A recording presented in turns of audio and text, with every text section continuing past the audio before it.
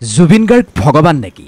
এই যে মৃত্যুৰ পূৰ্বে এটা ইণ্টাৰভিউত জুবিনে কিছুমান কথা কৈ গৈছিল, যিবোৰ জুবিনৰ মৃত্যুৰ পিছত সব মিলি যোৱা যেন লাগিছে। নিজৰ মৃত্যুৰ কথা কি তেওঁ আগতীয়াকৈ গম পাই গৈছিল নেকি?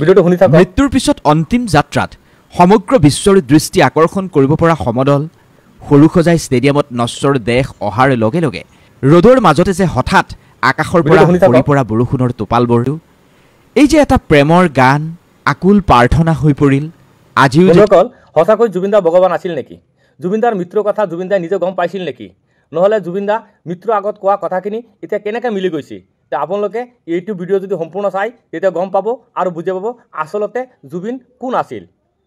আৰু যদি আপোনালোকে জুবিন দাক ভাল পায় এইটো ভিডিঅ' শ্বেয়াৰ কৰিবি নাই, অসমবাসী নহয় গোটেই বিশ্ববাসীক দেখাৰ সুবিধা কৰি দিয়ক যে সঁচাকৈ জুবিন দা ভগৱান আছিল নেকি বা ভগৱানৰ অৱতাৰ আছিল নেকি। নহ'লে জুবিন দা মৃত্যুৰ আগত কোৱা কথাবিলাক কেনেকৈ এনেকৈ মিলি গৈছে।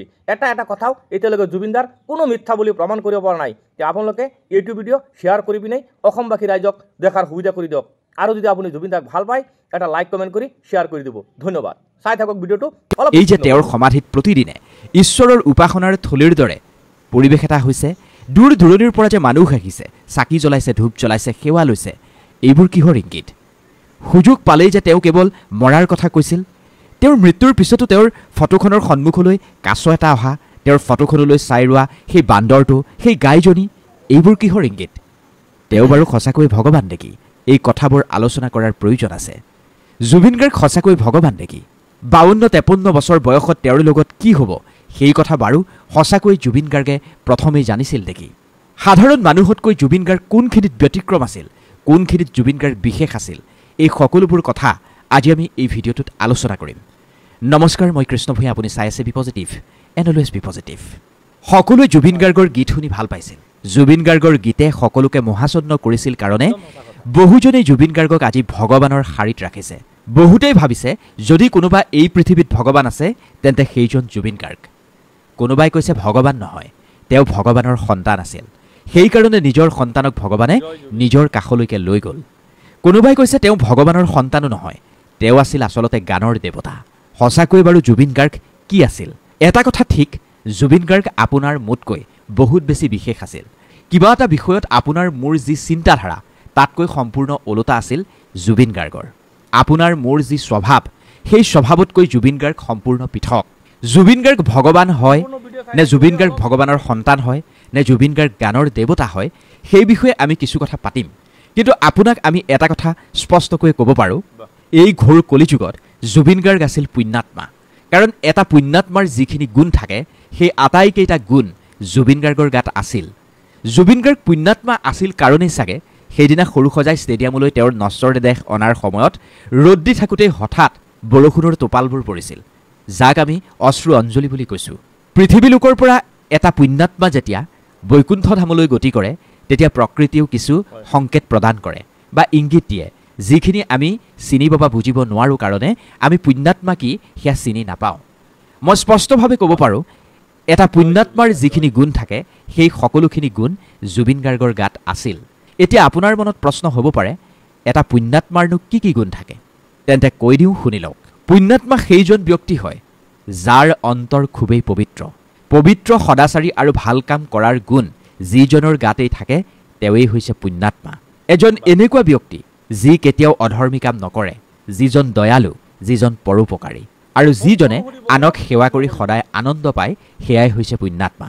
জুবিন গাৰ্গৰ ব্যক্তিত্ব যদি আপুনি বিশ্লেষণ কৰি চায় তেন্তে এই আটাইকেইটা গুণ আপুনি জুবিন গাৰ্গৰ ক্ষেত্ৰত দেখিবলৈ পাব। জুবিন গাৰ্গৰ মন খুবেই পবিত্ৰ, যিজনে জানে তেওঁ ভালদৰে গম পাইছে। কাৰণ জুবিন গাৰ্গৰ মনটো পবিত্ৰ কাৰণেই জুবিন গাৰ্গ সদায় স্পষ্টবাদী। যিকোনো অনুষ্ঠানত কাৰোবাক যদি বেয়া পাইছে সেই কথা জুবিন গাৰ্গে মুকলিকৈ কোৱাৰ সাহসকণ ৰাখে। বহু সময়ত তেওঁ বহুজনক মুকলিকৈ সমালোচনা কৰি ইয়াৰ প্ৰমাণ তেওঁ দি থৈছে। জুবিন গাৰ্গ সদাচাৰী আৰু ভাল কাম কৰাৰ গুণ জুবিন গাৰ্গৰ গাত আছে। জুবিন গাৰ্গৰ গাত যিকেইটা গুণ আছে সেই গুণ আপোনাৰ মোৰ নাই। কাৰণ ভাল কাম কৰিবৰ কাৰণে আপুনি পুণ্যাত্মা হ'বই লাগিব। নিজৰ পকেটৰ ধন খৰচ কৰি দুখীয়াজনক, আৰ্তজনক সহায় কৰাৰ শক্তি আপোনাৰ মোৰ নাই। নিজে লঘোণে থাকি খাবলৈ নোপোৱাজনক এমুঠি অন্ন জুবিন গাৰ্গৰ দৰে মানুহেহে দিব পাৰে। সেইকাৰণে জুবিন গাৰ্গ পুণ্যাত্মা। জুবিন গাৰ্গ সদায় ধৰ্মনিষ্ঠ, অৰ্থাৎ জুবিন গাৰ্গে সদায় মানুহক ভাল কাম কৰিবলৈ প্ৰেৰণা যোগাইছিল ভাল কাম কৰিবলৈ উদ্বুদ্ধ কৰিছিল ধৰ্মৰ বাটেৰে চলিছিল বিভিন্ন ইণ্টাৰভিউ সাক্ষাৎকাৰত জুবিন গাৰ্গে এটা কথা কৈছে জীৱন দুদিনীয়া গানৰ মাজতো জুবিন গাৰ্গে এই কথা কৈছে জীৱনটো দুদিনীয়া যিমান দিন আমি জীয়াই আছো সিমান দিন আমি ভাল কাম কৰিব লাগে এই কথা জুবিন গাৰ্গে আমাক শিকাই গৈছে জুবিন গাৰ্গ পুণ্যাত্মা এই কাৰণেই কাৰণ জুবিন গাৰ্গ দয়ালু আৰু পৰোপকাৰী জুবিন গাৰ্গে নিজেই কৈছে ঘৰৰ পৰা তেওঁ ষ্টুডিঅ'লৈ ওলাই অহালৈকে তেওঁ 15 পৰা 20 জন মানুহক সাক্ষাৎ কৰে সেই 15-20 জন মানুহৰ অভাৱ অভিযোগ তেওঁ শুনে জুবিন গাৰ্গৰ ওচৰলৈ সেই শ্ৰেণী মানুহ যায় যি শ্ৰেণী মানুহৰ এটা অন্তত বিশ্বাস থাকে চৰকাৰ প্ৰশাসন কোনেও সহায় নকৰিলেও জুবিন দাই সহায় কৰিব সেই আশালৈ তেওঁলোক জুবিন গাৰ্গৰ ওচৰলৈ যায় আৰু জুবিন গাৰ্গে তেওঁলোকক সহায় কৰে কোনোবাজন যদি ৰোগীয়া তেওঁকো সহায় কৰে কাৰোবাৰ যদি সন্তানৰ পঢ়াৰ খৰচ যোগাৰ কৰিব পৰা নাই সেইজনকো জুবিন গাৰ্গে সহায় কৰি আহিছে অৰ্থাৎ দয়ালু আৰু পৰোপকাৰীৰ গুণটো জুবিন গাৰ্গৰ গাত আছে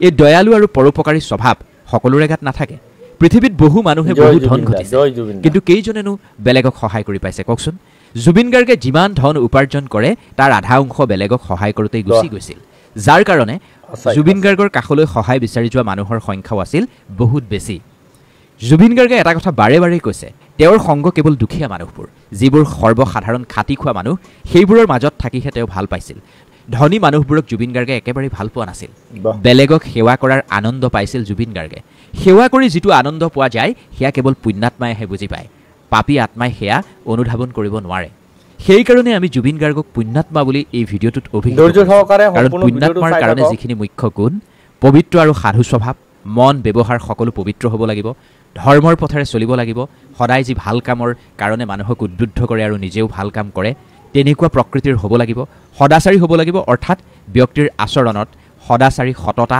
ফুটি উঠিব লাগিব পৰোপকাৰী হ'ব লাগিব মানে বেলেগক সহায় কৰি সদায় নিজেই আনন্দ অনুভৱ কৰিব পাৰিব লাগিব এনেকুৱা হ'ব নালাগিব আপুনি কাৰোবাক সহায় কৰিব লাগে কাৰণে কৰিছে কাৰোবাক টকা এশ দি আপুনি সহায় কৰিছে তাৰপিছত যদি আপুনি ভাবি থাকে মইনো কিয় টকা খৰচ কৰিলোঁ নিজৰ কামত খৰচ কৰা হেতেনি ভাল আছিল সেইজনক পৰোপকাৰী বুলি নকয় কাৰোবাক টকা এশ দি সহায় কৰি আপোনাৰ অন্তৰত আপুনি যি আনন্দ লভিব সেইটোকহে পৰোপকাৰী বুলি কৈছে সন্তোষ আৰু প্ৰসন্ন ভাৱৰ মানুহ হ'ব লাগিব কাৰণ এক পুণ্যাত্মাৰ এইটো স্বভাৱেই হৈছে তেওঁ সদায় সন্তুষ্ট আৰু প্ৰসন্ন হৈ থাকে যিমান দান নকৰক লাগিলে কেতিয়াও মনলৈ বেয়া ভাৱ নাহে সদায় প্ৰসন্নভাৱে আহে দান কৰি সদায় তেওঁ শান্তি অনুভৱ কৰে উত্তম গুণৰ ব্যক্তিজন পুণ্যাত্মা হয় আৰু নিজৰ যিবোৰ শুভ সংকল্প সেই শুভ সংকল্প পালন কৰাৰ যাৰ শক্তি থাকে সেয়াই হৈছে পুণ্যাত্মা এই গোটেই কথাখিনি বিশ্লেষণ যেতিয়া আমি কৰিছোঁ আৰু জুবিন গাৰ্গৰ যেতিয়া ব্যক্তিত্ব আমি বিশ্লেষণ কৰিছোঁ এই গোটেইবোৰ গুণ জুবিন গাৰ্গৰ গাত আছে কাৰণে আমি জুবিন গাৰ্গক পুণ্যাত্মা বুলি অভিহিত কৰিছোঁ এই পুণ্যাত্মাৰ কোনো ভৌতিক স্থান নাই